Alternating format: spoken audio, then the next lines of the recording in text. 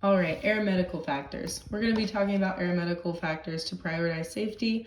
It's important to be able to recognize, understand the signs, symptoms, and causes of various medical risks. We're going to be talking about hypoxia, hyperventilation, middle ear and sinus problems, spatial disorientation, motion sickness, carbon monoxide poisoning, fatigue and stress, and dehydration. These are all very important to be able to recognize and mitigate. So first we'll talk about obtaining your medical. You need this to be able to solo. So for now, you only need a third class medical, which is valid for 60 calendar months. This is what I have. I got mine in August of 2021.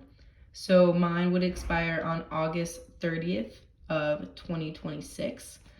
But it's a good idea to go ahead and get a first class medical as soon as possible if you do plan on flying for the airlines, because that is required for ATP, and that's smart to get now so that you know that you are able to get it. And then after your first or second class medicals expire, it'll just revert back to a third class medical until those 60 calendar months are up. All right, so if you can't obtain a medical for some reason, you might be eligible to get a basic med, and this will allow you to fly. You would just have some extra restrictions, such as not being able to hold more than 6 occupants and having a max takeoff weight of more than 6,000 pounds. There are some other limitations that you would have to be worried about if you were to get a basic med. All right, the I'm Safe checklist. This is very important to do before each flight. I had to use this just last weekend. I had a really stressful day at work, and coming out of work, I decided that I just wasn't in the right headspace to fly. So this stands for illness, medical, stress, alcohol, eating, and emotion. So illness, if you're feeling sick at all, it's probably not a good idea to fly. We'll get into some specific sicknesses later in this lesson. Medication, if you've taken any medication, you want to get that checked out before you fly, especially if it has any sort of drowsiness effect. That can be really dangerous and illegal to fly. And if you're not sure about a medication, you can contact an AME, or you can look up the no-fly list and see it there. If you're feeling really stressed, this is what I sometimes struggle with. It's not a good idea to fly when you're really stressed out. Not only is it unsafe, but it's also just not going to be a very productive lesson. Alcohol, the law is 8 hours. At Purdue, it's 12, bottle to throttle. Or if you're under the influence at all, meaning if you're hungover, or or if you're feeling any sort of effects of the alcohol, don't fly. And then eating/emotion, that E stands for both. If you're super hungry, don't fly. That's another reason I didn't fly on Saturday. I got off a long shift of work, hadn't eaten all day. You don't want to fly when you're hungry. You're going to be hangry. It's not going to be a productive lesson, and you're going to be distracted. And same thing with emotion. You're going to be distracted if you have a lot of stuff going on at home, or if you're really emotional that day. It could be a good idea to not fly. All right, hypoxia. So hypoxia is a state of oxygen deficiency in the body sufficient to impair functions of the brain and other organs. So yes, this is something that we do need to be worried about, since we are going up into the air, and with increase in altitude, there's a higher risk of hypoxia because there is less oxygen in the air. Okay, so there are 4 types. We've got hypoxic, hypemic, stagnant, and histotoxic. Hypoxic hypoxia, that is just a result of insufficient oxygen to the body. We get this when we go to really high altitudes in an unpressurized aircraft, which the Archers and the Cessnas at Purdue are unpressurized. You really only need to start worrying about it at 10,000 during the day, but at night, you should start worrying about it at 5,000. So it's something you really need to think about at night, and that's just because The rods, the rods in your eyes are working harder than the cones, and they require more oxygen. So that's why you need to be worried about it earlier at night. Then we have hypemic, and this is often due to carbon monoxide. So this is when the blood is not able to absorb a sufficient amount of oxygen. And yeah, this can be hard to recognize because of carbon monoxide poisoning. Carbon monoxide is an odorless, tasteless gas that you can't see. So we will talk about that more in this lesson, but if you think you're getting hypemic hypoxia, it's a good idea to open any air vents and shut off the heat to the cabin, because a lot of times carbon monoxide poisoning will come from the exhaust of the engine. And then there's stagnant hypoxia, and that's from pretty much pulling G's. So if you're moving the plane around a lot and feeling those G's, the blood will rush to your feet, and it won't be able to get to your brain as easily. And then there's histotoxic, and this is usually from drinking alcohol. This is another reason why we don't fly when we're hungover or under the influence at all.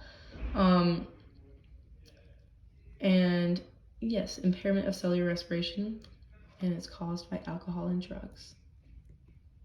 All right, so some of the symptoms of hypoxia. So we've got cyanosis, which is blue fingernails and lips, a headache, decreased reaction time, confusion, impairment judgment, euphoria, visual impairment, drowsiness, lightheaded or dizzy sensation, tingling of the extremities, and numbness.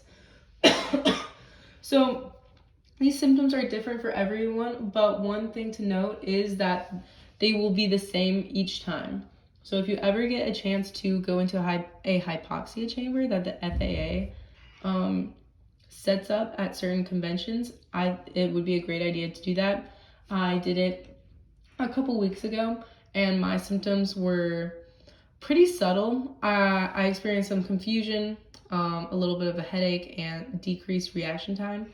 Some people have some more less subtle symptoms, like the tingling of extremities or visual impairment. You'll get tunnel vision sometimes, and that's important to recognize so that you can know when you're experiencing hypoxia so that you can mitigate it.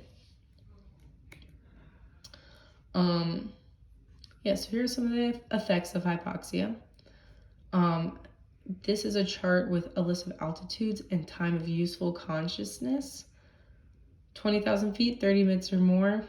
And then you see when you get to 22,000 feet, it drops significantly to 5 to 10 minutes. And then once you get up to 45,000 feet, you get to 9 to 15 seconds, which is really not a lot of time. So that's why it's super important to try to avoid hypoxia. And if you're going to these altitudes, you should have supplemental oxygen anyways.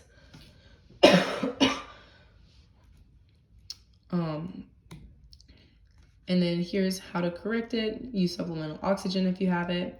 Descend. Land as soon as practical if you start experiencing any of these symptoms.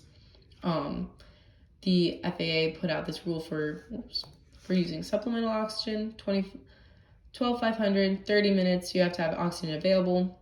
At 14,000, you have to have it available the whole time. And at 15,000, the crew has to use it, and it has to be provided to all passengers. All right, hyperventilation. This is a result of loss of carbon dioxide. So this is too much oxygen. And this can lead to unconsciousness due to the respiratory system's overriding mechanism to regain control of breathing. So this can happen when you're getting really stressed out in the plane, especially if it's unexpected. And flying at high altitudes, you might tend to breathe more rapidly. This can happen if you're getting anxious, if you're in pain, if you're frightened, emotional stress. So it's important to kind of mitigate that stress when you're in the plane. Here are some symptoms: headache, decreased reaction time, euphoria. It's pretty much the same symptoms of hypoxia, so it can be a little bit hard to recognize which one that is. Another reason why I recommend, if you ever get the chance, going in the hypoxia chamber. But some things to correct this, especially if you are witnessing someone start to get these symptoms and witnessing someone hyperventilate, the best way to mitigate that is to get them talking. If they start talking, they're gonna breathe less, and they're gonna get more carbon dioxide.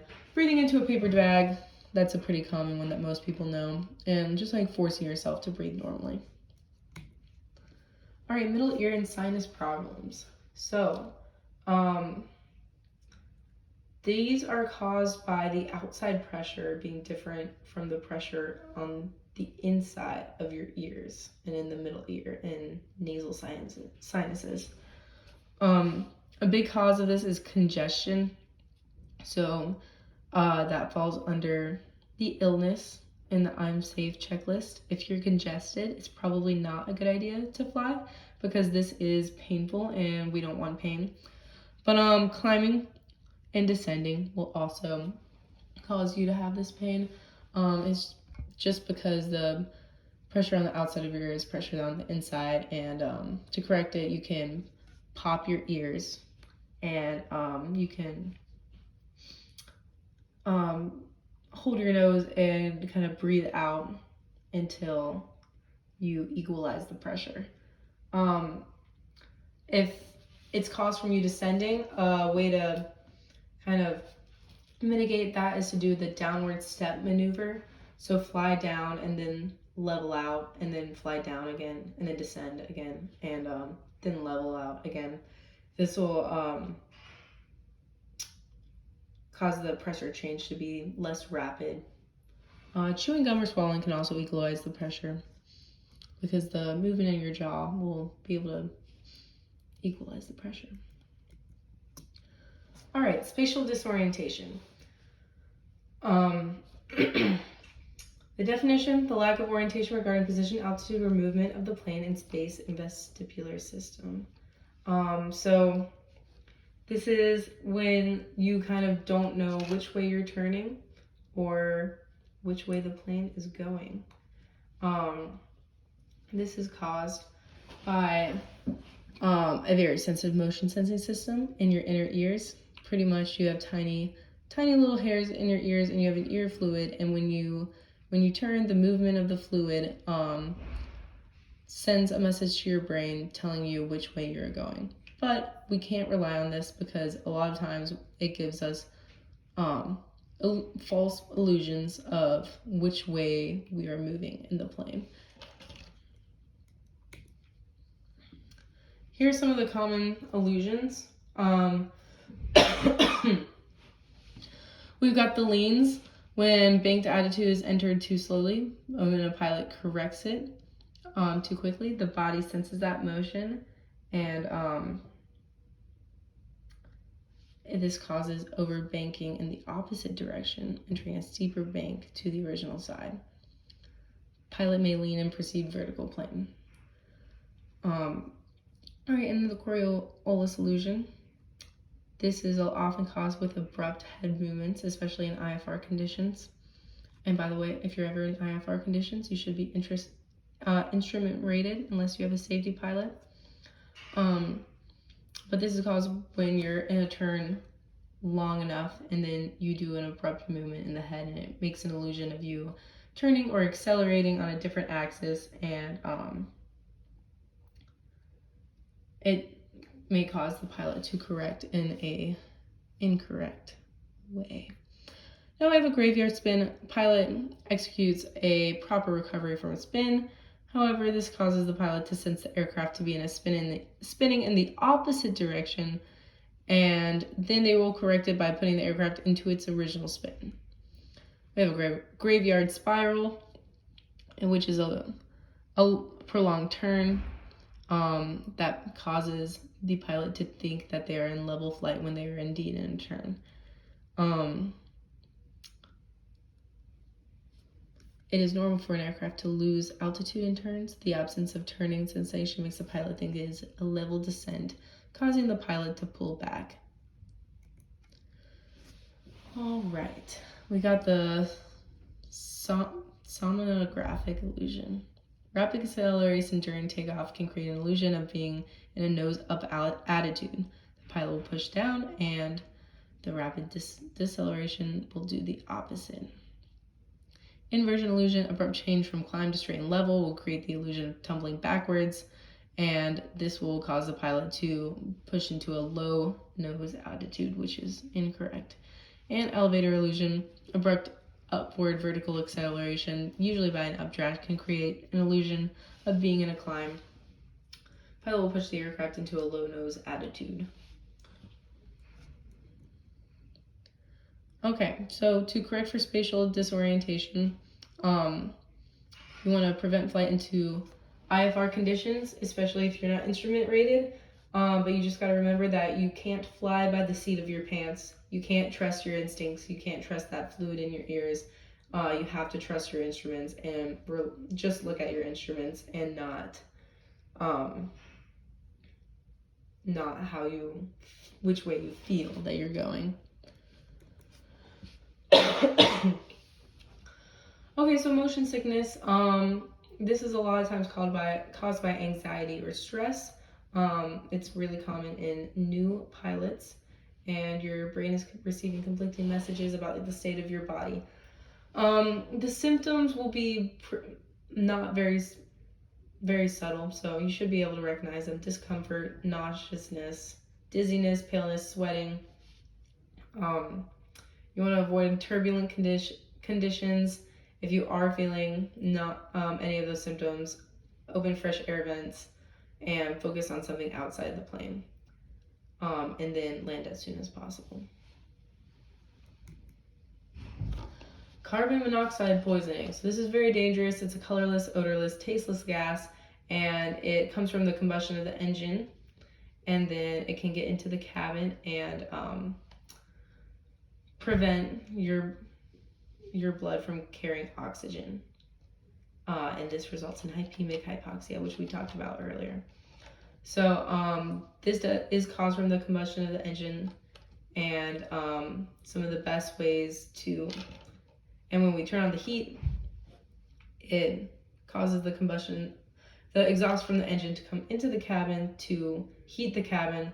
So the best way to correct carbon monoxide poisoning is to turn off the cabin heat and then open fresh air vents and then land as soon as possible. If you have supplemental oxygen, use that, of course, for any hypoxia. Okay, stress. This is one that is oftentimes overlooked because people think that they can handle it, but if you are really stressed out, that can really affect the safety of the flight. It's the body's response to physical and psychological demands. It can be physical, so noise or vibration. It can be physiological, so it can be from fatigue, or psychological, loneliness, financial worries, relationship and work problems. If you've had a really long, stressful day at work or school, or if you're stressed about something at home, it can definitely be a good idea not to fly.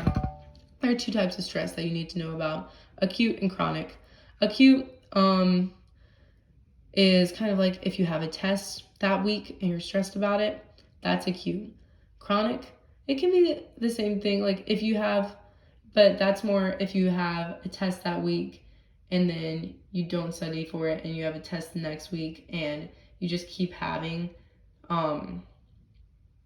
the same types of stress and you're getting very stressed about it. Chronic is more long-term, so maybe if you're like a family member sick or something that's really causing you to think about this constantly for a long period of time. But acute stress can be dealt with and coped with. This triggers the flight or fight response. This can be short term, like in the plane, if you're in a stressful situation, if you're in a maneuver that you're not ready for, or long term. This you should contact a physician about if you're experiencing chronic fatigue or not fatigue stress. Corrective action: do not fly if you're under either acute stress or chronic stress.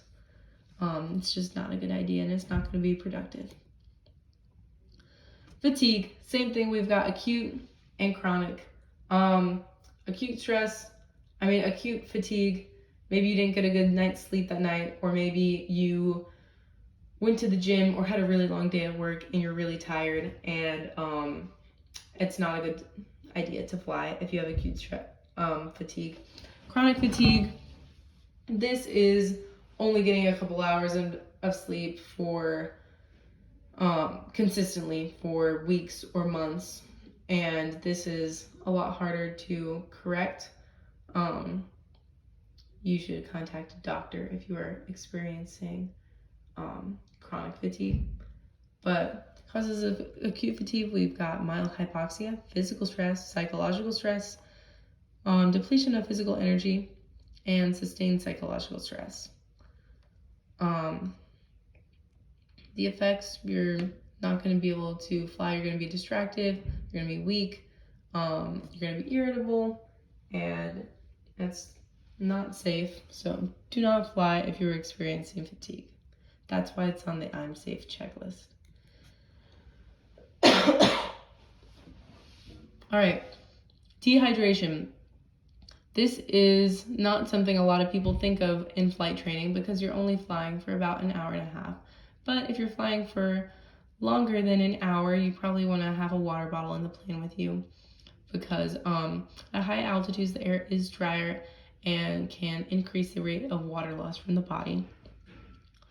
And if you're using supplemental oxygen does not have water in it, so definitely you need to be drinking water because that'll dehydrate you pretty quickly. Another cause could be drinking coffee, tea, alcohol, caffeinated drinks. These are all things that will normally dehydrate you. But yeah, dehydration is not good, kind of for the same reasons as the other ones. Makes you tired, headache, cramps, pretty much uncomfortable, and that is not, any type of uncomfortableness is not safe in the plane. So carry some water during the flight, stay hydrated during the day, and limit caffeine, alcohol, tea, stuff like that.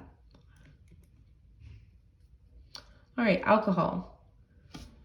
You don't want to just limit alcohol to make you less dehydrated, but it is illegal and it is extremely dangerous. The FAA says that no person should attempt to act as a crew member of an aircraft within 8 hours, which at Purdue it's 12, so keep that in mind. While under the influence at all, so if you're hungover or if you're still experiencing the effects in any way, or using any drug that is affecting your safety, or with 0.04% by weight or more in blood alcohol contact. If it's having any lasting effects, you're not allowed to fly. And you are required to submit to drug and alcohol tests if you are asked. So that is also something to keep in mind. The effects, it's pretty obvious that flying under the influence of alcohol is wrong. You can't fly a car, and you can't drive a car under the influence. Definitely can't fly a plane. But here are some of the effects: impaired judgment, decreased sense of responsibility, affect coordination. It'll constrict your visual field, diminish your memory, reduce reasoning power, and lower attention span. Drugs. So this is the medication part of the I'm Safe checklist. Most over-the-counter drugs are going to be okay. Something that you really want to be careful for is the word drowsy. If they have any sort of drowsy effect, they're probably going to be on the no-fly list. But you can look up the no-fly list online, or if you can't find it, contact an AME and they will let you know, or aviationmedicine.com. It's usually going to be 5 times the dosage period is how long you have to wait if you're taking NyQuil or anything like that. One thing to really be careful about is Benadryl. Benadryl is on the no-fly list, and that's not something people normally expect, but that's often a cause of a lot of flight accidents. So that's just something to keep in mind. Scuba diving. I don't scuba dive, but if you scuba dive, this is definitely something to keep in mind, or if any of your passengers are going to be scuba diving. So this is definitely something to be aware of and you could get asked on your check ride. So it's a type of sickness. It's caused by pressure from scuba diving, and that's trapping gas in your joints and body cavities. And this will cause the bends, which is pain in or around the joints of the body. The AIM recommends that if you are flying up to 8,000 feet, you should wait 12 hours. And this is in an unpressurized cabin as well. You should wait 12 hours if you are doing a non-controlled ascent dive between the dive and the flight, and 24 hours if you're doing a controlled ascent dive. And if you're flying above 8,000 feet, wait 24 hours altogether. Okay, well, that is the presentation. I hope we learned